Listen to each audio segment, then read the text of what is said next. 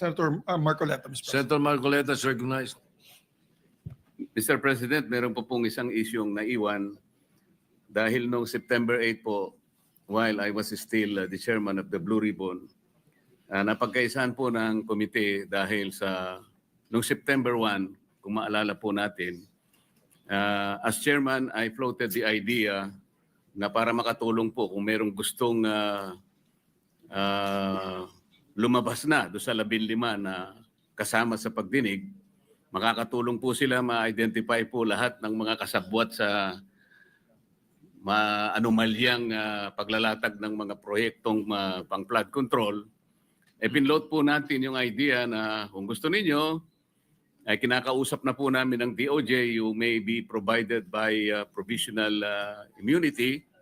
Of course, pag-aaralan natin kung qualified kayo. Sa nakikita naman namin, basta hindi kayo most guilty at napakarami pong ibang mga requisites doon, tinignan po natin mabuti.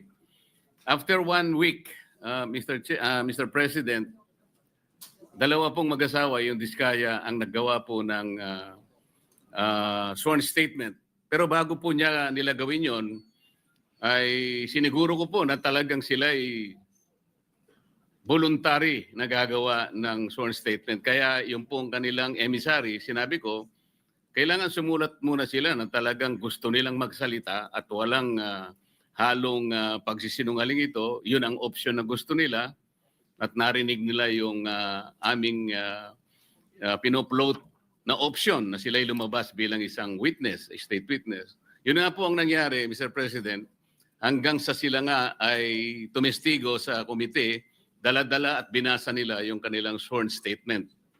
Nang dahil po doon, Mr. President, ay gumawa kami ng sulat sa ating kalihim ng Department of Justice. At yun nga po ay September 8, 2025. Gusto ko po malaman, Mr. President, ano po yung status noon sapagkat kayo na po ang pumalit na Senate President by the time. Yes, the proposal and your intention is indeed, yes, it's laudable. We may be able to get state witnesses there, no? But that September 8, evening of September 8, when I was informed about it, what I did was to decide that the issue be referred to the Blue Ribbon Committee, especially knowing that there will be a new composition the following day. That was quite late at night when I received the notice. Mr. President, if that happens, parang ang amin pong pinag-usapan noon while I was still the chairman of the Blue Ribbon Committee, parang nawalan po ng saysay. Ang mangyayari po noon, with all due respect,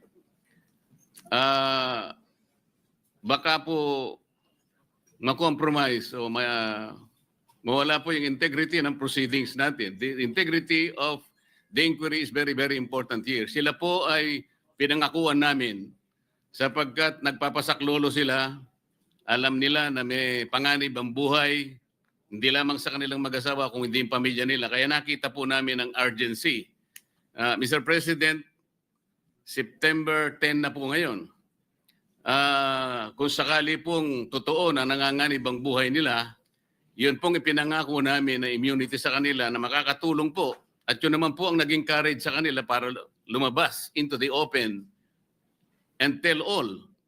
Nakita naman po ninyo, talagang initially nakapagsalita sila nung inaakala nilang kasangkot po allegedly sa mga maanumalyang paglalatag ng flood control projects. Kaya po,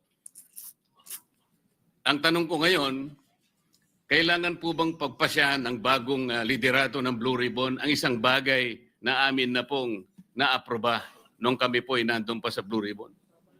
Mr. President? Majority Leader. Yes, Mr. President. May I ask for a minute suspension so that both leaders, the former leader of the Blue Ribbon and the newly elected leader of the Blue Ribbon Committee can discuss for just a few minutes this operational matter amongst themselves. May I ask for a minute suspension? Session is suspended. Thank you.